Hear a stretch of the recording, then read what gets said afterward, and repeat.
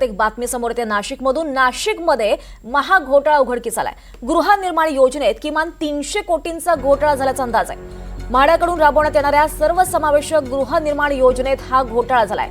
शासनाची प्रचंड मोठी फसवणूक झाली आहे। नाशिकमधल्या बड्या बिल्डर्स विरोधात गुन्हा दाखल करण्यात आलेला आहे। 49 जमीन मालकांविरोधात सुद्धा गुन्हा दाखल करण्यात आलाय।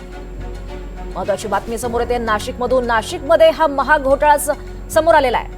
गृहनिर्माण योजनेत किमान 300 कोटींचा घोटाळा झाल्याचा अंदाज आहे। या प्रकरणी आता 49 जमीन मालकांविरोधात सुद्धा गुन्हे दाखल करण्यात आले आहेत। बड्या बिल्डर्स विरोधात गुन्हे दाखल झालेत। अतिशय मोठी बातमी नाशिकमधून समोर येते आहे।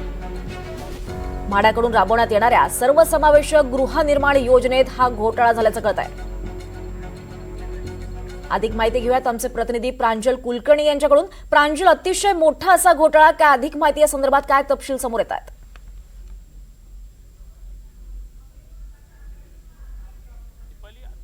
असा हा घोटाळा म्हणता येणार आहे आणि यामध्ये खास करून म्हाडा असेल, भूमी अभिलेख, महापालिका असेल, या सर्वांचीच फसवणुकी करण्यात आली आहे। जवळपास हा फसवणुकीचा जो काही आकडा आहे तो तब्बल 300 कोटी रुपयांपर्यंत असेल असं देखील संशय व्यक्त केला जातोय।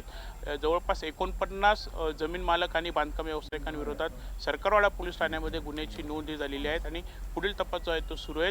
दरम्यान याबाबत आपण जर बघितलं तर जे नकाशे असतील किंवा भूमिलेख अभिलेख कार्यालयाचे बनावट शिक्के असतील ते देखील तयार करण्यात आलेले आहेत आणि संपूर्ण प्रकार उघडकीस आल्यानंतर जिल्हाधिकाऱ्यांनी देखील याबाबत चौकशी केल्यानंतर भूमी अभिलेख कार्यालयाचे जे उपअधीक्षक आहेत त्यांनी सरकार पोलीस स्टेशनमध्ये तक्रार दिली होती आणि त्यानुसार हा गुन्हा जो आहे तो दाखल करण्यात आलेला आहे। दरम्यान एकंदरीतच बघितलं तर नाशिक महापालिका हद्दीमध्ये मसरूळ, विहितगाव, वडनेर, दुमाला, देवळाली, गंगापूर, चेहेडी यासह अनेक ठिकाणी जे सर्वे क्रमांक आहेत त्या सर्वे क्रमांकांच्या भूखंडावरती गृहनिर्माण योजना राबवताना शासकीय नियम जे आहेत ते पायदळी तुडवण्यात आलेले आहेत। जो काही नियम आहेत की 4000 चौरस मीटर जर बांधकाम असेल तर तिथे 20% जी काही जागा आहे ती आर्थिक दुर्बल घटकांना द्यावी लागते, मात्र असं कोणतंही झालेलं नाही आहे आणि हा संपूर्ण घोटाळा जो आहे तो करण्यात आलेला आहे।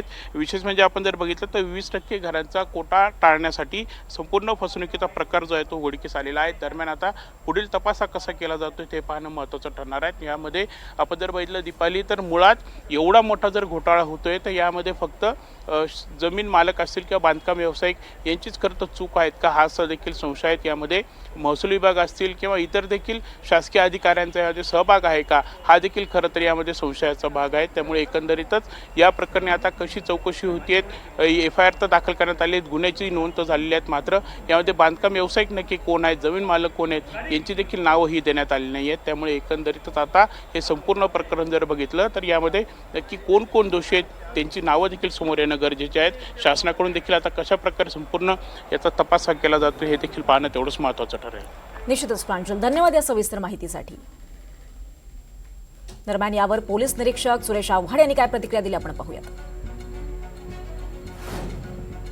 शासनाला जी 20% जमीन उपलब्ध होणार होती ती उपलब्ध झाली नाही, त्यामुळं म्हाडा, महसूल विभाग आणि भूमी अभिलेख अशा वेगवेगळ्या डिपार्टमेंटचं पर्यायाने शासनाचं नुकसान झाल्याने उपअधीक्षक भूमी अभिलेख यांनी ती तक्रार केलेली आहे।